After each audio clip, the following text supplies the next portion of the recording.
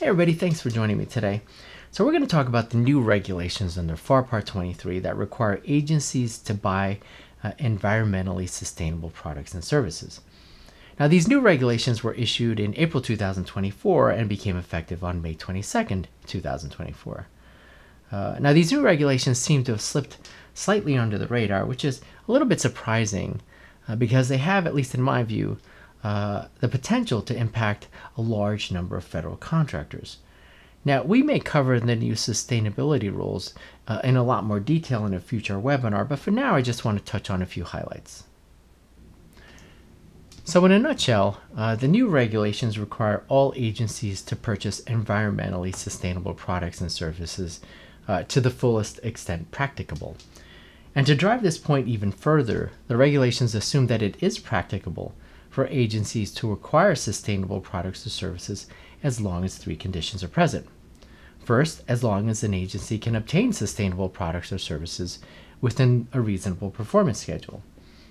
Second, as long as an agency can acquire sustainable products or services that meet the performance requirements of the contract. And third, as long as an agency can acquire sustainable products or services for a reasonable price. Now here, in determining whether a price is reasonable or not, agencies are instructed to measure the cost effectiveness over the life of the product. And then for energy savings products, agencies are told that they can take into account the energy cost savings when measuring cost effectiveness. So this kind of pricing analysis, which spreads the cost out over time or applies a discount for energy savings, is intended to make sustainable products and services more attractive, and invariably will result in more and more agency requirements that specify sustainable products or services. Now, one more thing about the three conditions under the sustainability mandate. So if a contracting officer determines that it is not practicable to obtain sustainable products or services under a contract, the contracting officer has to draft a written justification addressing which of the three conditions cannot be met. And the contracting officer has to keep the justification in the contract file. So these new sustainability rules are a fairly significant departure from the rules that were in place before. Under the old sustainability rules, agencies were instructed to implement sustainable acquisitions into 95% of their contracts, but the term sustainable acquisitions was defined very broadly, and there really wasn't much guidance or instruction on how contracting officers were required to implement sustainable acquisitions on a contract-by-contract basis. So this leads me to the next 2 points that I want to make here. So first, unlike the old rules, the new rules have a very specific definition of sustainable products and services. So sustainable products and services are those products and services that fall within one of 7 groups of government purchase programs that are listed in the new regulations. So for example, one of the groups listed in the new regulations covers energy efficient products, and sustainable products under that group includes products that are Energy Star certified.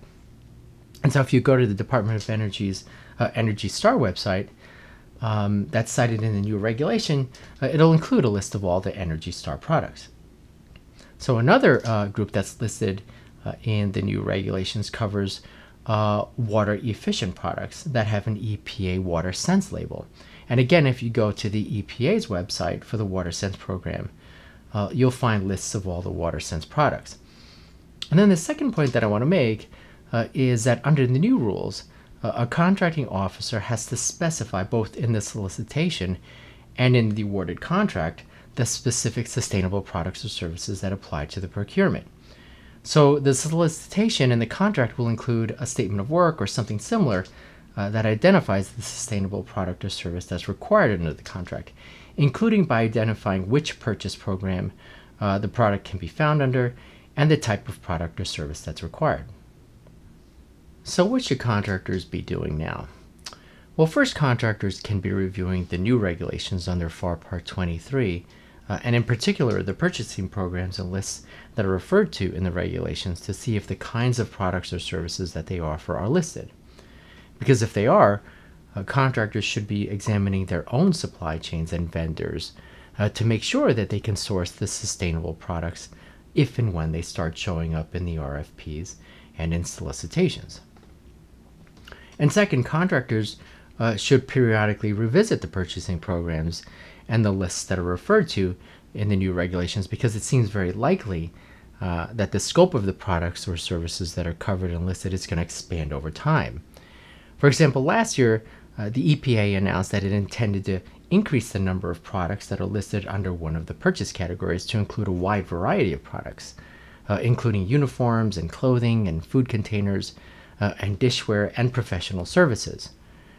So again, I'll end on the same note that I started with, and that is that the potential scope of the sustainability rules may cover a wider variety of products and services than many contractors realize. Well, that's all I have for today. Thanks for joining me, and look out for our future webinars or video blogs on the sustainability rules under the federal acquisition regulations.